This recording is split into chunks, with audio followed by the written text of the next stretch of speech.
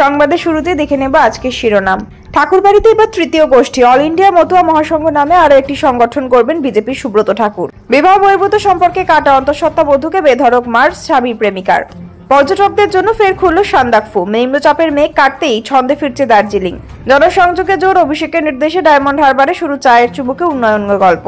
সীমান্তে গরু পাচার ঠেকাতে গিয়ে শামশেরগঞ্জে আক্রান্ত পুলিশ, জখম এসআই সহ ৩। বিস্তারিত খবরে যাওয়ার আগে ভিডিওটিতে একটি লাইক দিন এবং পরবর্তী আপডেট পাওয়ার জন্য চ্যানেলটিকে সাবস্ক্রাইব করে রাখুন। এখন বিস্তারিত খবর। অল ইন্ডিয়া মতুয়া মহাসংঘ নামে আগে দুটি সংগঠন ছিল, এবার একই নামে আরও একটি সংগঠন তৈরির ঘোষণা করলেন কেন্দ্রীয় প্রতিমন্ত্রী শান্তনু ঠাকুরের দাদা বিজেপি বিধায়ক সুব্রত ঠাকুর। ফলে এবার আরও এক ঠাকুরবাড়ির সদস্য হলো অল ইন্ডিয়া মতুয়া মহাসংঘের নেতৃত্ব দেবেন। আগামী সপ্তাহে মতুয়া মহাসংঘের তৃতীয় সমান্তরাল একটি সংগঠন ঘোষণা হতে চলেছে। এই প্রসঙ্গে সুব্রত ঠাকুর বলেন, একই নামে আরও একটি মতুয়া মহাসংঘ তৈরি হচ্ছে, তবে আলাদা একটি সংগঠন তৈরির প্রয়োজন কেন হলো সে বিষয়ে বিস্তারিত না জানালেও বিজেপি বিধায়ক জানান, আগামী ৪ নভেম্বর এই বিষয়ে বিস্তারিত যা বলার বলবো। ফলে ঠাকুরবাড়িতে দুই ভাই অর্থাৎ শান্তনু ঠাকুর এবং সুব্রত ঠাকুরের সংঘাত আরও প্রকাশ্যে। কেন্দ্রীয় প্রতিমন্ত্রী শান্তনু ঠাকুরের সঙ্গে সাম্প্রতিক সময় দাদা সুব্রত ঠাকুরের বিরোধ বারবার প্রকাশ্যে এসেছে। শান্তনু একটি অল ইন্ডিয়া মতুয়া মহাসংঘের সংঘাধিপতি, ওই সংঘেরই মহাসংঘাধিপতি হিসেবে রয়েছে সুব্রত ঠাকুর। একাংশের দাবি মহাসংঘাধিপতি হিসেবে সুব্রত ঠাকুর থাকলেও সমস্ত ক্ষমতার অধিকারী শান্তনু ঠাকুরই। এর মধ্যেই দিন কয়েক আগে ঠাকুরবাড়িতে সিএএ শিবির নিয়ে দুই ভাইয়ের বিরোধ প্রকাশ্যে চলে আসে, যা নিয়ে ঠাকুরবাড়ির কোন্দল প্রকাশ্যে চলে। সেই সময় তাৎপর্যপূর্ণভাবে আরও একটি মতুয়া মহাসংঘের সংঘাধিপতি তথা তৃণমূল রাজ্যসভা সাংসদ মমতা ঠাকুর সুব্রত ঠাকুরের পাশে দাঁড়িয়েছিলেন। স্বামীর বিবাহ বহির্ভূত সম্পর্কে আপত্তির জেরে অন্তঃসত্ত্বা গৃহবধূকে মারধরের অভিযোগ উঠল স্বামীর প্রেমিকার বিরুদ্ধে। মধ্যমগ্রাম থানার রৌন্ডা এলাকার এই ঘটনায় চাঞ্চল্য। গৃহবধূর অভিযোগের ভিত্তিতে তার স্বামী ও প্রতিবেশী মহিলাকে গ্রেপ্তার করেছে পুলিশ। ধৃতদের নাম আকলিবা বিবি ও ইন্তাজ আলী। আক্রান্ত অন্তঃসত্ত্বা মাহমুদা বিবি বারাসাত সরকারি মেডিকেল কলেজ ও হাসপাতালে ভর্তি। অভিযোগ, ধৃত আকলিমার সঙ্গে ইন্তাজের বিবাহ বহির্ভূত সম্পর্ক নিয়ে মাহমুদার বিবাহ দীর্ঘদিনের। টিউবওয়েল খারাপ হয়ে যাওয়ায় জল আনার জন্য অন্তঃসত্ত্বা মাহমুদা স্বামী ইন্তাজকে অনুরোধ করেন। তা নিয়ে দুজনের অশান্তি চরমে পৌঁছয়। সেই সময় প্রতিবেশী আকলিবা এসে মাহমুদার সঙ্গে বচসায় জড়িয়ে পড়ে।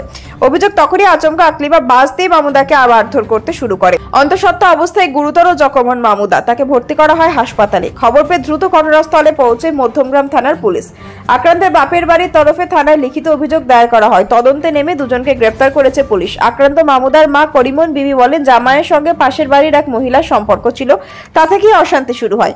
এদিন সামান্য জল আনা নিয়ে বচসার সময় মেয়েকে মারধর করে পাশের বাড়ির মহিলা ও তার মেয়ে। অভিযুক্তের কঠোর শাস্তির দাবি জানিয়েছেন তিনি। উত্তরবঙ্গে ভারী বৃষ্টির আশঙ্কায় জারি হয়েছিল লাল সতর্কতা। পরিস্থিতির গুরুত্ব বুঝে পর্যটকদের জন্য বন্ধ করে দেওয়া হয়েছিল সান্দাকফু। পাহাড়ে নিম্নচাপের মেঘ কেটেছে দার্জিলিং এর আকাশে। পর্যটকদের জন্য ফের খুলে দেওয়া হলো সান্দাকফু। আজ রবিবার থেকেই দার্জিলিং শিলিগুড়ি থেকে মানেভঞ্জন হয়ে সান্দাকফু যাওয়ার ছাড়পত্র দিয়েছে প্রশাসন। বালাসর নদীতে জলের স্রোত ও জলতল অনেকটাই বেড়ে যাওয়া দুধিয়ার বিকল্প সেতু চলাচলের জন্য বন্ধ করে দেওয়া হয়েছিল। সেই সেতু ফের চলাচলের জন্য খুলে দেওয়া হয়েছে। ফলে শিলিগুড়ি থেকে মিরিক যেতে পর্যটক ও স্থানীয়দের আপাতত আর ঘুরপথ ব্যবহার করতে হচ্ছে না। অক্টোবরের শুরুতেই নিম্নচাপের ভারী বৃষ্টি ও হরপা বানে উত্তরবঙ্গের একাধিক জেলায় বিপর্যয় নামে। দার্জিলিং এর একাধিক এলাকা ধসে বিধ্বস্ত হয়। মেরিকে ধসে একাধিক মানুষের প্রাণ গিয়েছিল, বহু এলাকা বিচ্ছিন্ন হয়ে গিয়েছিল। সেই পরিস্থিতি থেকে ক্রমশ স্বাভাবিক হতে শুরু করে দার্জিলিং এর জনজীবন। তবে সদ্য বঙ্গোপসাগরে তৈরি হওয়া ঘূর্ণিঝড় মান্থা অন্ধ্রপ্রদেশে আঘাত করে। সেই ঘূর্ণিঝড় পরে নিম্নচাপে পরিণত হয়। তার প্রভাব ফের উত্তরবঙ্গের একাধিক জেলায়। দার্জিলিং এর একাধিক জেলায় বৃষ্টি হয়। নদীগুলিতেও জলস্তর বাড়ে। লাল সতর্কতা জারি করা হয় পাহাড়ে। সদ্যজাত শিশু মৃত্যু, তার জেরে উত্তেজনা মালদহের হরিশ্চন্দ্রপুর গ্রামীণ হাসপাতালে। চিকিৎসার গাফিলতিতে ওই শিশু মারা গিয়েছে বলে অভিযোগ তুলেছে তার পরিবার। এই ঘটনা নিয়ে হাসপাতাল চত্বরে উত্তেজনা ছড়ায়। ফলে বিশাল পুলিশ বাহিনী ঘটনাস্থলে গিয়ে পরিস্থিতি নিয়ন্ত্রণে আনে। জানা গেছে, মালদহের পিপলা এলাকার বাসিন্দা বছর 25-এর নেহা দাস। তিনি সন্তান সম্ভব থাকায় ওই হসপিটালে ভর্তি হয়েছিলেন। গত 31 তারিখ বিকেলে তিনি ওই হাসপাতালে একটি সন্তানের জন্ম দেন। মা ও সদ্যজাত দুজনেই সুস্থ বলে খবর। তবে পর্যবেক্ষণের জন্য হাসপাতালে মা ও শিশুকে রাখা হয়েছিল। আজ রবিবার দুপুরেই ঘটে অঘটন। জানা গিয়েছে, মা তার 3 দিন বয়সের সন্তানকে মাতৃদুগ্ধ পান করাচ্ছিলেন। সেই সময় হঠাৎ করেই অসুস্থ হয়ে পড়ে সেই শিশু। নেহা পরিবারের সদস্যরা দ্রুত চিকিৎসকের কাছে ওই শিশুকে নিয়ে যান। কর্তব্যরত চিকিৎসক জানান, ওই শিশু মারা গিয়েছে। এরপরই পরিবারের সদস্যদের মধ্যে ক্ষোভ ছড়িয়ে পড়ে। অভিযোগ, চিকিৎসায় গাফিলতি হয়েছে। চিকিৎসককে ডাকতে গেলে তাদের সঙ্গে দুর্ব্যবহার করা হয়েছে, ধাক্কা মারা হয়েছে বলে অভিযোগ। এরপরই ব্যাপক উত্তেজনা ছড়িয়ে পড়ে হাসপাতাল চত্বরে। শুরু হয় বিক্ষোভ। শেষ পর্যন্ত পরিস্থিতি নিয়ন্ত্রণের জন্য হরিশ্চন্দ্রপুর থানার বিশাল পুলিশ বাহিনী ঘটনাস্থলে উপস্থিত হয়। অভিযোগ, পরিবারের লোক বাইরে থেকে দুধ এনে খাইয়েছে, সঙ্গে বাচ্চার দুগ্ধ পান করতে গিয়ে শ্বাসনালীতে তা আটকে যায়, সেজন্যই ওই শিশু মৃত্যু হয়েছে বলে হাসপাতাল সূত্র দাবি করা হয়েছে। পরে পুলিশ পরিস্থিতি নিয়ন্ত্রণে আনে, বিষয়টি খতিয়ে দেখছে পুলিশ। বছর ঘুরলেই রাজ্যে বিধানসভা নির্বাচনের দামামা বাজবে। বিভিন্ন জায়গায় জনসংযোগ কর্মসূচিতেও নামতে শুরু করেছেন রাজনৈতিক দলের নেতাকর্মীরা। এবার অভিনব উদ্যোগে জনসংযোগ যাত্রা কর্মসূচি শুরু করলো ডায়মন্ড হারবার বিধানসভা তৃণমূল কংগ্রেস। সাংসদ অভিষেক বন্দ্যোপাধ্যায়ের নির্দেশে ডায়মন্ড হারবার বিধানসভা তৃণমূল কংগ্রেসের আয়োজনে রবিবার থেকে শুরু হলো এই কর্মসূচি।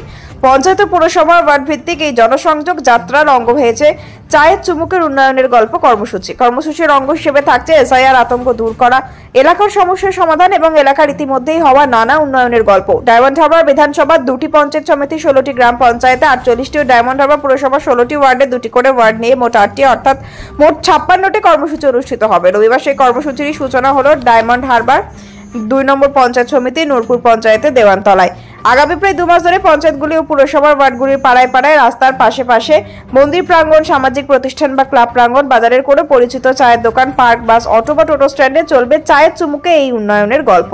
চায়ের আসরে রাখা হয়েছে অভিযোগের বাক্স, যাতে সাধারণ মানুষের সরাসরি তাদের লিখিত অভিযোগ জানিয়ে ওই বাক্সে ফেলতে পারেন। এছাড়াও প্রয়োজনে নেতৃত্বের সঙ্গে যে কোনো সময় যোগাযোগের জন্য দেওয়া হয়েছে ফোন নাম্বার এবং হোয়াটসঅ্যাপ নাম্বারও। এদিন অনুষ্ঠানের সূচনায় উপস্থিত ছিলেন ডায়মন্ড হারবার বিধানসভা পর্যবেক্ষক শামীম আহমেদ ছাড়াও বিধায়ক পানালাল হালদার, ডায়মন্ড হারবার 2 নম্বর ব্লক তৃণমূল কংগ্রেসের সভাপতি অরুময় গায়েন এবং ডায়মন্ড হারবার যাদবপুর জেলার মহিলা সংগঠনের সভানেত্রী মনমোহিনী বিশ্বাস ছাড়াও অন্যান্য নেতৃত্ব। শামীম আহমেদ বলেন, সাংসদের নির্দেশে সমস্ত আয়োজন করা হয়েছে। এলাকায় উন্নয়ন ও সাধারণ মানুষের বিভিন্ন সমস্যার কথা শোনাও সেসবের দ্রুত সমাধান করতেই এমন আয়োজন।